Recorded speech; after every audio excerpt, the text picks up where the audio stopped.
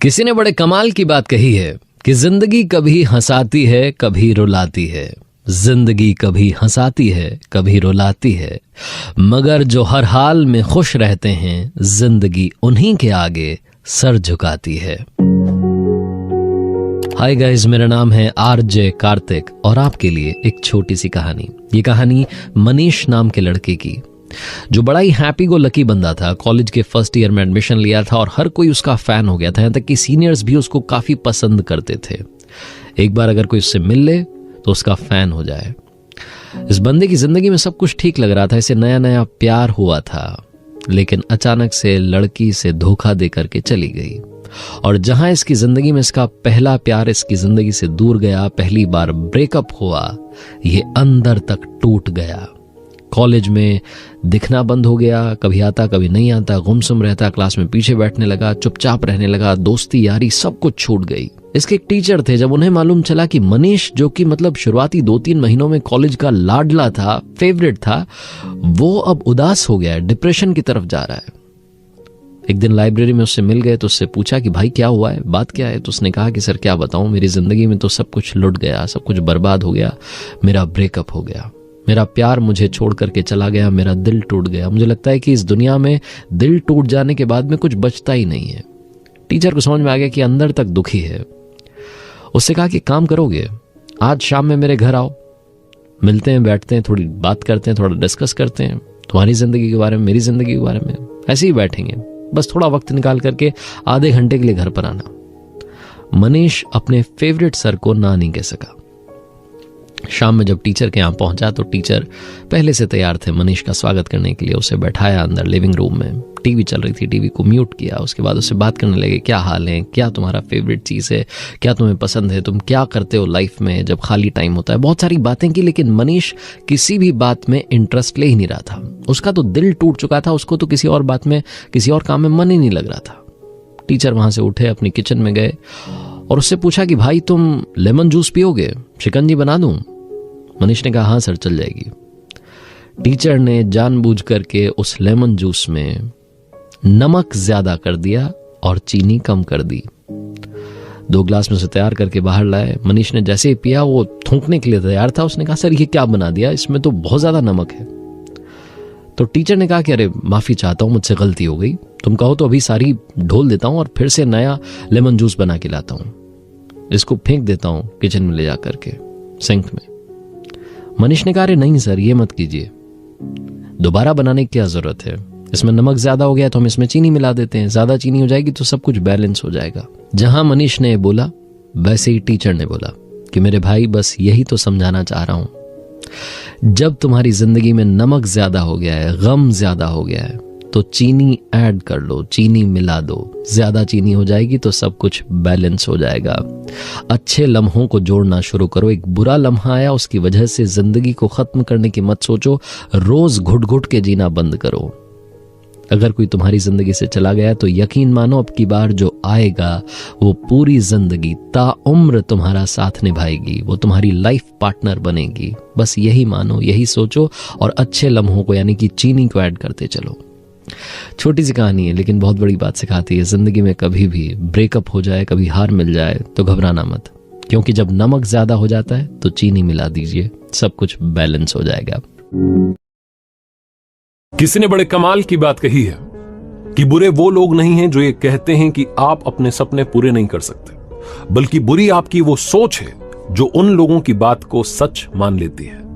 नमस्ते दोस्तों, मेरा नाम है आरजे कार्तिक। एक छोटी सी कहानी सुनाता हूं, शायद आपने पहले सुनी हो। एक लड़का जो 9th क्लास में पढ़ रहा था स्कूल में, उसके पेरेंट्स बड़े परेशान रहते थे कि इसका किसी सब्जेक्ट में मन नहीं लगता, ये करेगा क्या आगे चल करके। लेकिन उस बच्चे का एक चीज में इंटरेस्ट था, वो थी पेंटिंग। उसे पेंटिंग करने का शौक था। जो स्कूल में आर्ट टीचर थे उनके पास जाकर के बारीकियां समझता था, जो गलतियां करता था पूछता था टीचर से कि इसको कैसे सुधार सकते हैं, क्या करना चाहिए।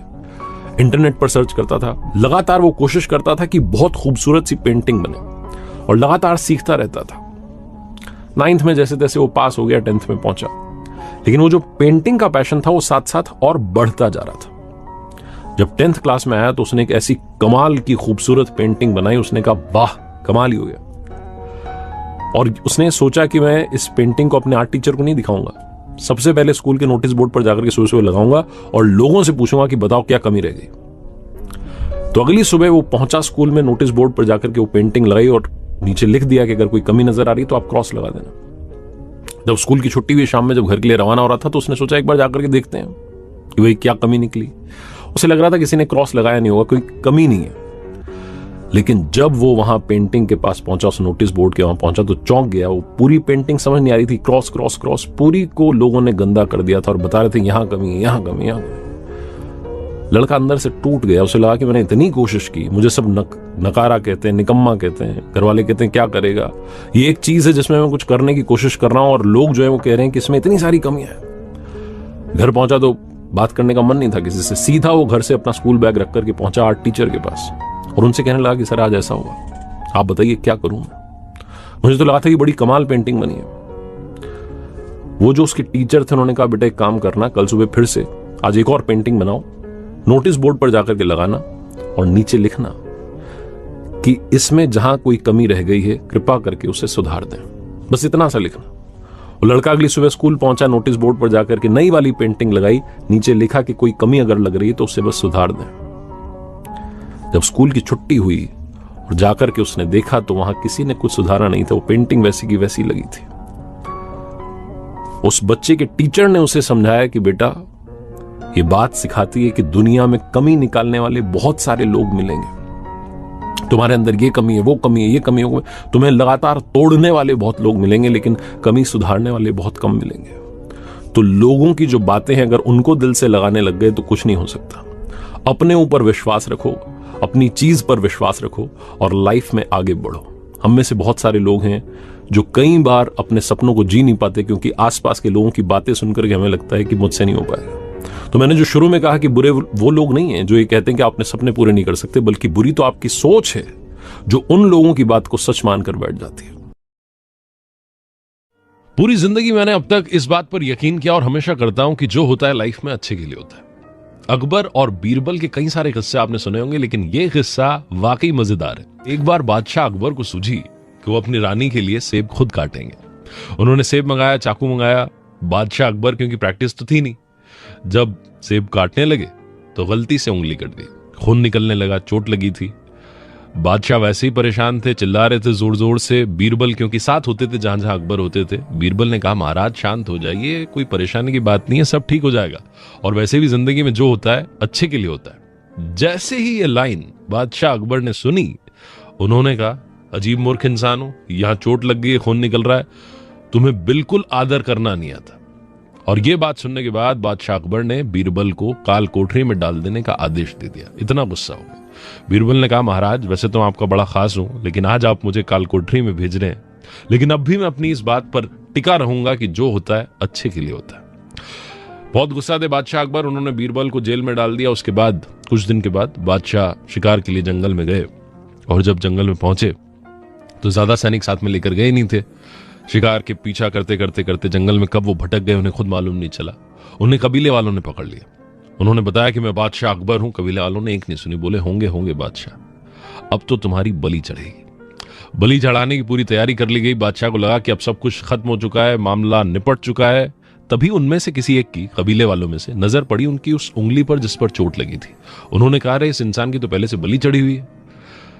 ये देख करके कबीले वालों ने बादशाह अकबर को छोड़ दिया। वो वापस आने लगे और आते वक्त उन्हें यकीन हुआ, याद आई वो बात जो बीरबल ने कही थी कि जो होता है अच्छे के लिए होता है।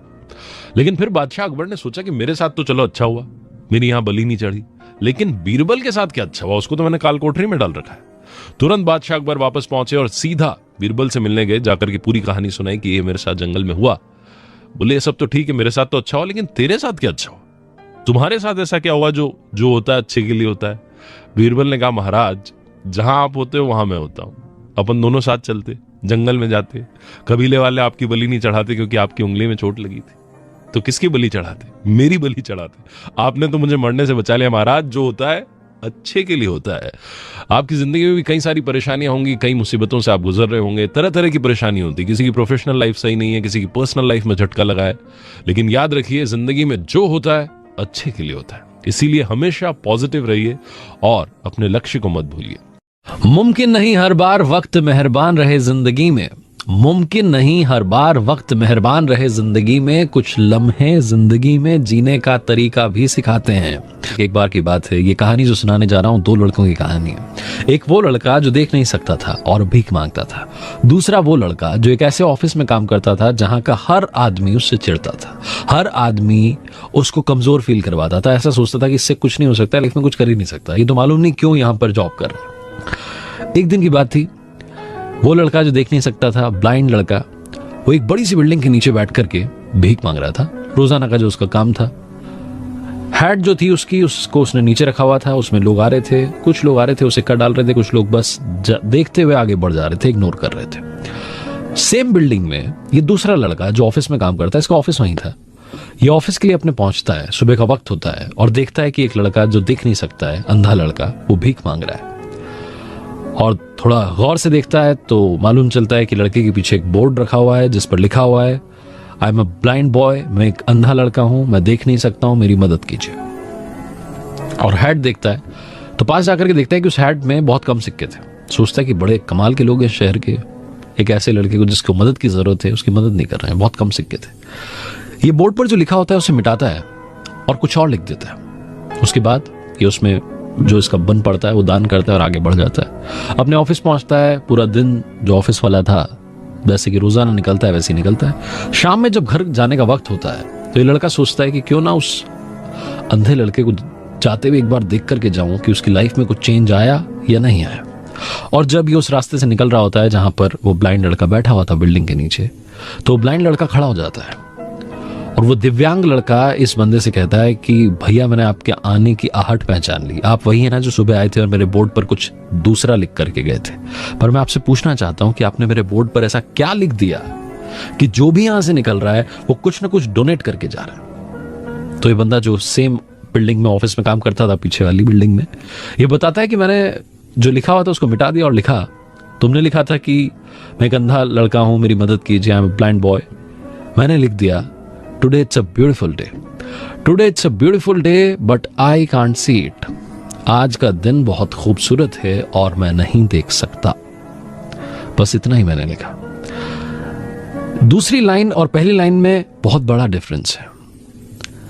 थोड़ी सी नई सोच के साथ वो दूसरी लाइन लिखी गई है।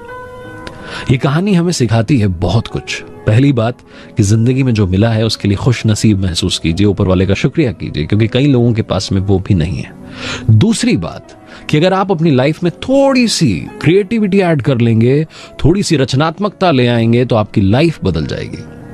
काम करते रहिए लेकिन काम करने का तरीका बदल दीजिए। किसी ने बड़े कमाल की बात कही है कि घर से बाहर भले ही दिमाग लेकर जाएं, क्योंकि वहां एक बाजार है, लेकिन घर में जब आएं तो दिल लेकर आएं, क्योंकि वहां आपका परिवार है। ये कहानी 2 भाइयों की।